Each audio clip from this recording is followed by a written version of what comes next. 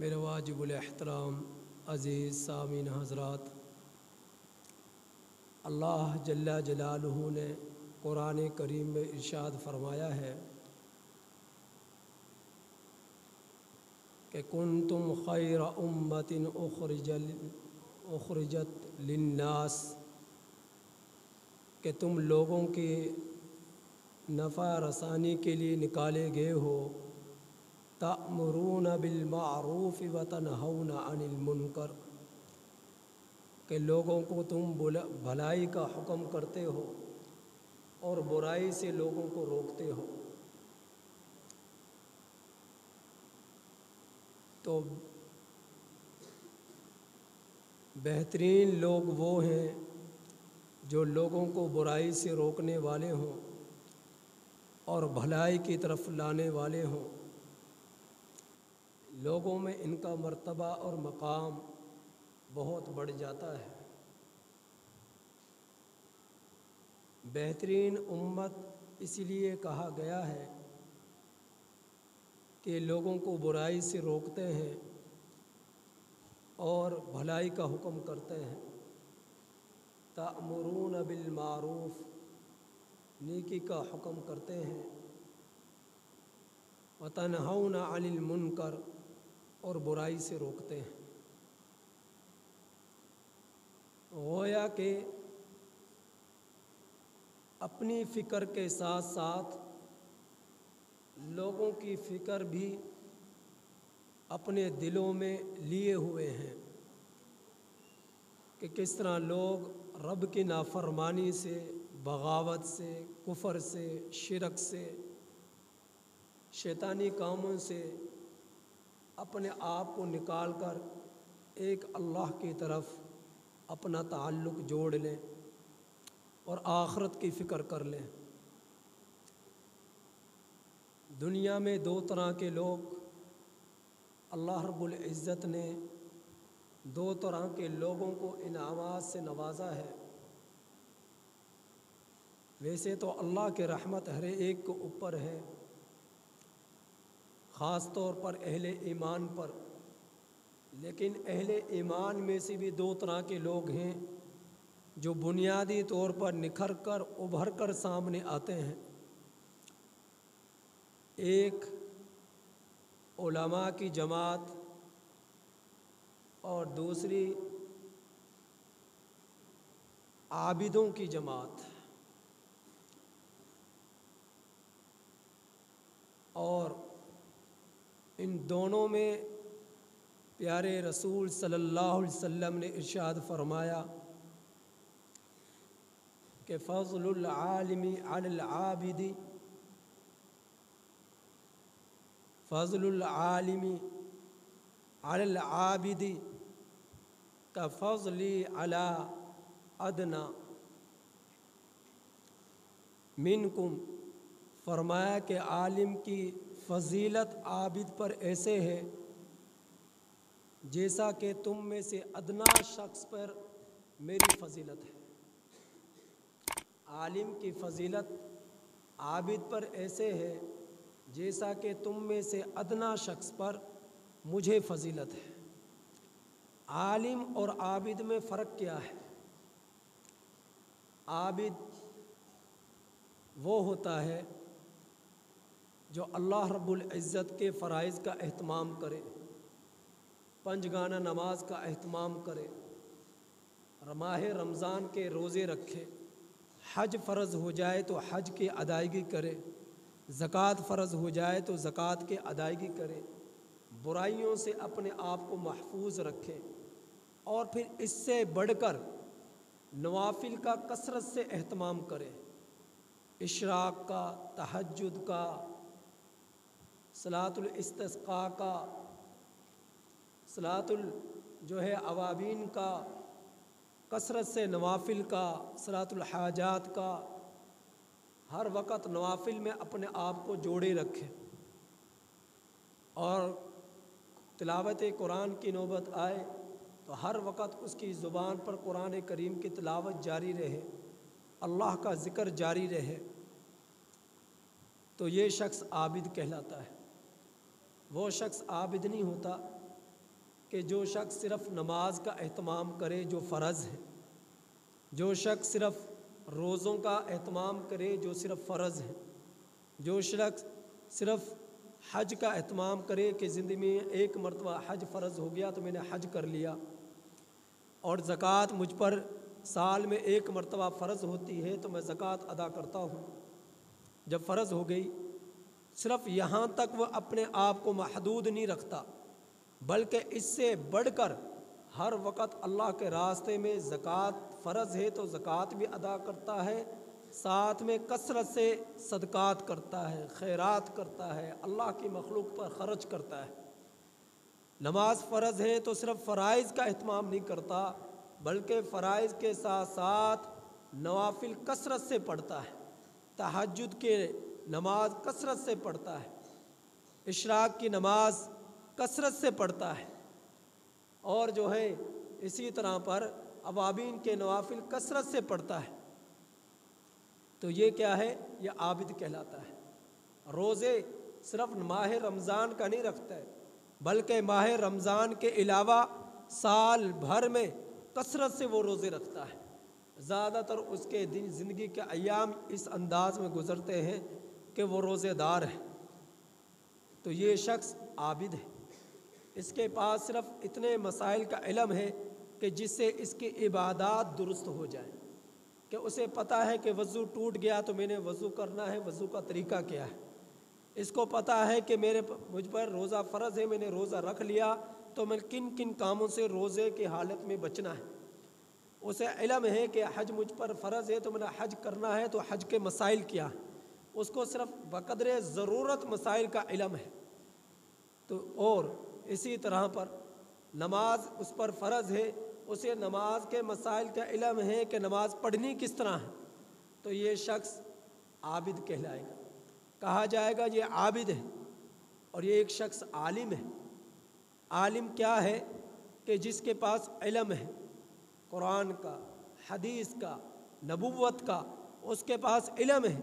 اور پھر علم جب اس کے پاس ہے تو وہ اس علم سے خود فائدہ نہیں اٹھاتا، بلکہ لوگوں کو بھی اس کے نفع کی طرف راغب کرتا ہے، لوگوں کو متوجہ کرتا ہے، لوگوں کو برائی سے روکتا ہے، شیطانی کاموں سے روکتا ہے، حلال حرام کے مسائل ان کے سامنے بیان کرتا ہے اور لوگوں کو روکتا ہے، تو برائیوں سے روکتا ہے، شیطانی کاموں سے خود بھی بچتا ہے اور لوگوں کو بھی بچاتا ہے، تو یہ ہے عالم۔ تو ایسے عالم کے بارے میں میرے نبی نے فرمایا کہ ایک طرف عالم ہے اور ایک طرف عابد ہے، تو 1000 عابد ہوں اور ایک طرف ایک عالم ہو تو شیطان پر یہ 1000 عابدوں سے کے مقابلے میں زیادہ بھاری ہے، شیطان پر 1000 عابدوں سے زیادہ بھاری یہ ایک عالم ہے، کیونکہ عابد جب اپنی عبادت میں جڑا ہے، وہ نوافل پڑھ رہا ہے، تلاوت قرآن کر رہا ہے، روزے رکھ رہا ہے، تہجد پڑھ رہا ہے، وہ اپنی عبادت میں پوری طرح مصروف ہے، اسے دائیں بائیں کی کوئی خبر نہیں ہے، اسے صرف اپنی فکر ہے کہ میری مغفرت ہو جائے، میری بخشش ہو جائے، تو عالم شیطان کو اس پر کوئی فرق نہیں پڑتا کہ یہ اپنے کام میں لگا ہوا، یہ لگا رہے، تو شیطان کا کام آسان ہو جاتا ہے، باقی اللہ کے مخلوق کو گناہ کی طرف لگانے میں، برائیوں کی طرف لگانے میں، خرافات کی طرف لگانے میں، برے کاموں کی میں جو ہے انہیں مصروف کرنے میں شیطان کے لیے کام کرنا آسان ہو جاتا ہے۔ لیکن جہاں عالم ہوتا ہے تو عالم جو ہے اپنی فکر نہیں کرتا، عالم بن جانے کے بعد وہ معاشرے میں سدھار پیدا کرتا ہے، لوگوں کو برائیوں سے روکتا ہے، لوگوں کو خرافات سے روکتا ہے، شیطانی کاموں سے روکتا ہے، جہاں پر اگر یہودی ہیں تو یہودیت کے فتنے سے لوگوں کو بچاتا ہے، جہاں پر نصارہ ہے نصرانیت کے فتنے سے لوگوں کو بچاتا ہے، جہاں پر مرزائی ہے مرزائیوں کو فتنے سے لوگوں کو بچاتا ہے، جہاں پر جو ہے منافقت ہے منافقت کے نفاق کے فتنے سے لوگوں کو بچاتا ہے، تو برائی کے کاموں سے لوگوں کو روک کر، چاہے وہ شراب کے عادی ہوں، شراب سے منع منع کرتا ہے، کہیں پر زنا عام ہو زنا سے روکتا ہے اور اس کی وعیدات سناتا ہے، اور جہاں پر جو ہے سود عام ہو سود کے خلاف آواز اٹھاتا ہے، اپنے خطباء میں، اپنے وعظ میں، اپنی نصیحتوں میں وہ آواز اٹھاتا ہے، اپنی آواز کو لوگوں تک پہنچاتا ہے کہ لوگ ان فتنوں سے رکے، ان فتنوں سے بچے۔ تو اس وجہ سے شیطان اس سے گھبراتا ہے، شیطان اس سے بھاگتا ہے، کیونکہ شیطان کے کام کو روکنے میں یہ رکاوٹ بن رہا ہے۔ یہ عالم شیطان کے راستے میں یہ ایک ڈھال کی طرح کھڑا ہو جاتا ہے، شیطان کے جو ہے اس کے منصوبوں میں اسے ناکام کرنے کی کوشش میں لگتا ہے۔ اس لیے ایک طرف 1000 عابد ہوں اور ایک طرف ایک عالم ہو تو شیطان پر یہ ایک عالم 1000 عابدوں سے زیادہ بھاری ہے۔ ایک مبلغ جو اللہ کے راستے میں تبلیغ کر رہا ہے، لوگوں کے نفع رسانی کے لیے نکلا ہوا ہے، لوگوں کو برائیوں سے روکتا ہے، لوگوں کو ہدایت کے راستے پر چلاتا ہے، اس کام کو وہ سنبھالتا ہے جو کام نبیوں نے کیا، نبوت کے والے کام کو لے کر وہ نکلتا ہے اپنے گھروں سے۔ جب وہ نکلتا ہے وہ اس کا مقصد یہ ہے کہ لوگ کس طرح برائیوں سے رک جائیں اور کس طرح آخرت کی فکر میں یہ جڑ جائیں، کس طرح یہ لوگ آخرت کی فکر میں جڑ جائیں۔ تو اس لیے اللہ رب العزت اس مبلغ کا، اس عالم کا اللہ مرتبہ اور مقام عابد کے مقابلے میں زیادہ بڑھا دیتے ہیں، اور شیطان پر یہ بھاری ہو جاتا ہے، شیطان پر یہ بھاری ہو جاتا ہے۔ اور پھر میرے نبی نے فرمایا کہ عالم کی فضیلت عابد پر ایسے ہے جس طرح کہ میری فضیلت تم میں سے ادنا آدمی پر۔ آپ اندازہ کریں نبی کی فضیلت کیا ہوگی ادنا آدمی پر، جو ہم لوگوں میں اہل ایمان میں سب سے ایمان کے درجے کے اعتبار سے کمزور ترین ہوگا، اور اس کے مقابلے میں ایک طرف نبی کریم صلی اللہ علیہ وسلم کی ذات اقدس ہوگی۔ تو آپ صلی اللہ علیہ وسلم کا بڑے بڑے عابد، بڑے بڑے زہداء، بڑے بڑے جو ہے علماء، بڑے بڑے لوگوں کے مقابلے میں اللہ کے رسول صلی اللہ علیہ وسلم کا مقام اور مرتبہ کیا ہوگا، اس کا آپ اندازہ کر لیں ادنا آدمی کے مقابلے۔ تو میرے نبی نے فرمایا کہ میں اس عالم میں یوں سمجھو کہ اس عالم کی طرح ہوں، میرا عالم کا مقام میری طرح ہے، یعنی کہ جو اللہ رب العزت نے منصب نبوت مجھے عطا فرمایا، جب ایک علم والا آیا اس نے نبوت کے کام کو سنبھالا اور میری نبوت کے کام کو سنبھال کر لوگوں تک پہنچایا اور لوگوں کو برائی سے روکا، خرافات سے روکا، تو فرمایا کہ اللہ رب العزت جو ہے اس کو جو ہے یعنی یہ تو نہیں کہ اسے نبی بنا دیا، لیکن فرمایا کہ یہ میری طرح ہے، یہ عالم میری طرح ہے، اور ادنا شخص کے مقابلے میں فرمایا کہ یہ عابد کی طرح ہے، عابد کی طرح ہے۔ تو اللہ کے رسول صلی اللہ علیہ وسلم نے یہ فضیلت بتلائی ایک عالم کی، اور پھر فرمایا جسے شیخ سعدی رحمۃ اللہ علیہ نے گلستان کے اندر بیان فرمایا، کیا فرماتے ہیں کہ ایک شخص جو ہے وہ دل خانقاہ کو چھوڑ کر ایک مدرسے میں آ گیا اور اس نے داخلہ لے لیا علم حاصل کرنے کے لیے۔ تو شیخ سعدی رحمۃ اللہ علیہ نے اس سے پوچھا، بھائی تجھے کیا ہوا کہ تو خانقاہ کو چھوڑ کر، درویشوں کی صحبت کو چھوڑ کر، صوفیوں کی صحبت کو چھوڑ کر تو مدرسے میں آ کر داخلہ لیتا ہے اور علم نبوت کو سیکھنا شروع کرتا ہے؟ تو نے کیوں ایسا کیا؟ کیا ایسا معاملہ ہوا کہ تو درویشوں کی خانقاہ کو چھوڑ کر، درویشوں کی صحبتوں کو چھوڑ کر مدرسے میں آ کر داخلہ لیتا ہے؟ اس کا معاملہ کیا ہے؟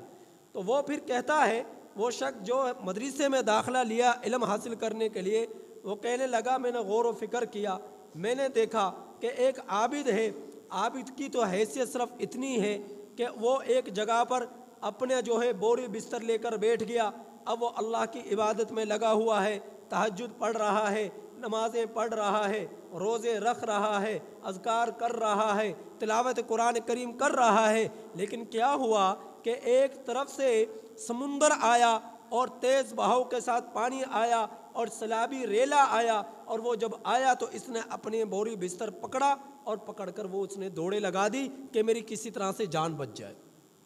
میری کسی طرح سے جان بچ جائے۔ اور پھر فرمایا کہ میں نے دیکھا اہل علم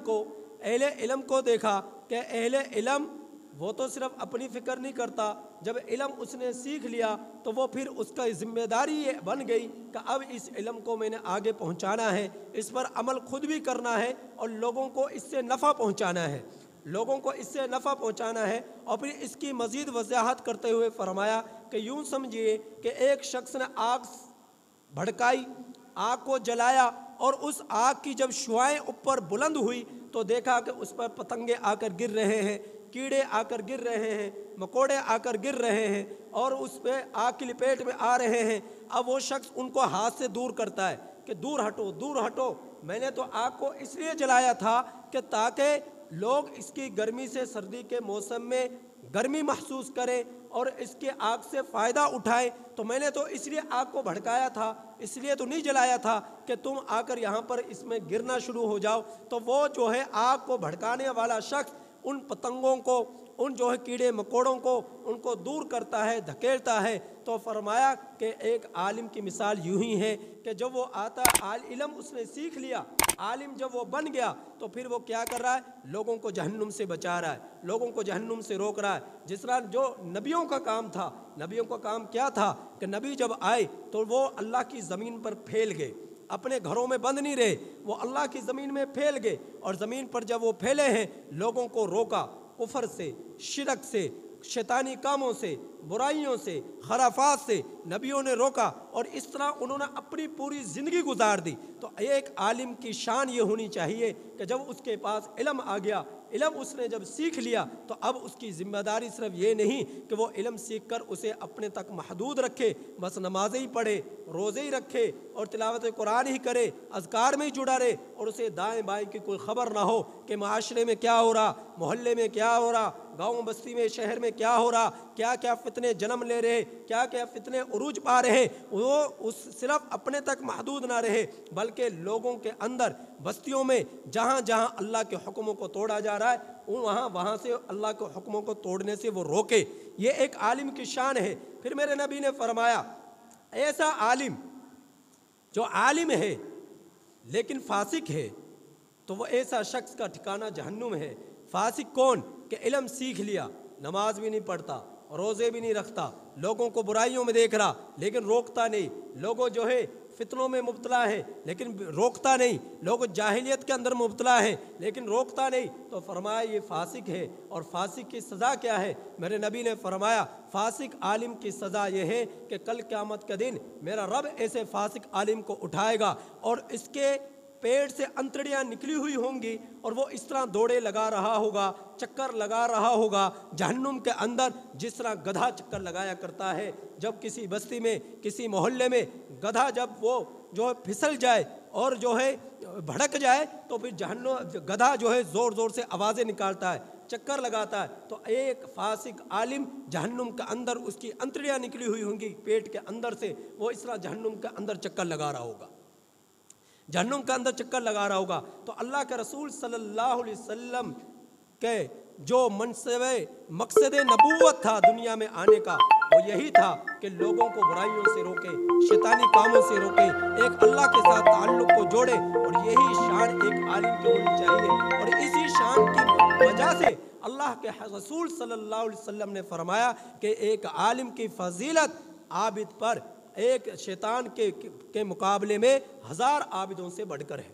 تو ایک عالم 1000 عابدوں سے بھاری ہے۔ یہ وجہ کیا ہے وہ آپ کے سامنے میں نے بیان کر دی۔ تو اللہ کے رسول صلی اللہ علیہ وسلم نے ارشاد فرمایا کہ پھر فرمایا مزید وضاحت کرتے ہوئے کہ میری فضیلت یوں سمجھیے کہ میں چاند ہوں 14ویں کا، اور ایک طرف ستارے ہیں، سیارے ہیں، تو ستارے سیاروں کی روشنی صرف اپنے تک محدود رہتی ہے، جو ستارے ہوتے ہیں ان کی روشنی اپنے تک محدود رہتی ہے، لیکن 14ویں کا جو چاند ہوتا ہے اس کی روشنی پوری روئے زمین کو روشن کر دیتی ہے، اور وہ رات بڑی پر رونق رات ہوتی ہے، اور وہ بڑی خوشحال رات ہوتی ہے جو 14ویں کے چاند کی رات ہوتی ہے۔ تو فرمایا کہ یوں سمجھو کہ میں 14ویں رات کا چاند ہوں، اور جو ہے میری امت کا ادنا شخص جو ہے وہ ستارے ہیں۔ تو فرمایا کہ یوں سمجھو کہ ایک عالم بعمل کی فضیلت 14ویں رات کے چاند کی طرح ہے، اور ایک ادنا میری امت میں سے ادنا شخص کی اہمیت اور فضیلت جو ہے ان ستاروں کی مانند ہے۔ ان ستاروں کے مانند ہے۔ تو ایک عالم کی شان یہ ہونی چاہیے کہ لوگوں کو برائیوں سے روکے، لوگوں کے سامنے حق بیان کرے، لوگوں کے سامنے سچ بیان کرے۔ آج آپ دیکھیں آپ کے معاشرے میں سینکڑوں فتنے جنم لے رہے ہیں، سینکڑوں خرافات پیدا ہو رہی ہیں۔ آپ کی سلطنت، آپ کی حکومت اس لیے آپ کو اللہ نے عطا فرمائی کہ تم اس وطن عزیز کے اندر کلمہ طیبہ کے مطابق، لا الہ الا اللہ کے مطابق نظام شریعت کو نافذ کرو۔ لیکن ہو کیا رہا ہے کہ کوئی مردوں کے ساتھ شادی کے جو ہے اس کے لیے اجازت نامے جاری کیے جا رہے، اور عورت کے ساتھ شادی کے اجازت نامے جاری کیے جا رہے۔ اب حق یہ سب سے بڑی ذمہ داری یہ علماء کے اوپر پڑتی ہے کہ علماء جو ہے اس برے خرافات سے، اس برائی سے لوگوں کو متوجہ کریں کہ لوگ جو ہے ان سے رکیں۔ جب یہاں پر ایسا اگر اس سے روکا نہ گیا اور لوگ اس سے نہ رکے، پھر ایسا ہی ہوگا جس طرح کہ اللہ رب العزت نے قوم لوط پر پتھر برسائے۔ وَلُوطًا إِذْ قَالَ لِقَوْمِهِ أَتَأْتُونَ الْفَاحِشَةَ مَا سَبَقَكُم بِهَا مِنْ أَحَدٍ مِّنَ الْعَالَمِينَ أَإِنَّكُمْ لَتَأْتُونَ الرِّجَالَ شَهْوَةً مِّن دُونِ النِّسَاءِ۔ میرا اللہ نے کیا فرمایا کہ قوم لوط نے وہ کام کیے جو زمانہ بھر میں کوئی نہ کر سکا، کہ وہ مردوں کے پاس آتے عورتوں کو چھوڑ کر۔ آج ہمارے لیے کیا ہو رہا ہے؟ ہماری عدالتوں میں یہ اس کی اجازت نامے دیے جا رہے کہ عورت سے شادی کر سکتی ہے، مرد سے شادی کر سکتا ہے۔ اب یہ وطن عزیز اس کی بنیاد کس چیز پر تھی؟ کلمہ لا الہ الا اللہ پر۔ کلمہ لا الہ الا اللہ کا تقاضا یہ تو نہیں کہ تم مرد کے ساتھ شادی کرتے پھرو، تم عورتوں کے ساتھ شادی نامے کے اجازت نامے جاری کرتے پھرو۔ اگر اس کے لیے فکر نہ ہوئی اور لوگوں نے اس کے خلاف آواز نہ اٹھائی تو یقین جانیے گا جو اللہ قوم لوط کے زمانے میں تھا وہ اللہ آج بھی ہے۔ جیسا اس اللہ نے آگ برسائی، جہنم کے پتھر برسائے، اور اس پر قوم پر 5 طرح کے عذاب آئے، طوفان بھی آیا، چیخ بھی آئی، پتھر بھی برسے، بارش بھی نازل ہوئی، اور زمین کو آسمان پر اٹھا کر میرے رب نے زمین پر پٹک دیا اس زمین کے حصے کو۔ تو اللہ رب العزت اس قوم پر بھی، ہم لوگوں پر بھی یہ عذاب مسلط کر سکتا ہے۔ وہ اللہ زندہ ہے، ہمیشہ سے ہمیشہ رہے گا۔ میرے بھائیوں، ہر طرح کی برائیوں سے بچنے کی کوشش کرو، آخرت کی فکر کرو، اور جہاں کہیں بھی خرافات پیدا ہوں ان کے خلاف آواز اٹھاؤ۔ خاموش رہنے والے کا بھی نقصان ہے، دوسرے لوگوں کا بھی نقصان ہے۔ اللہ سے دعا ہے کہ اللہ تعالیٰ عمل کی توفیق نصیب فرمائے۔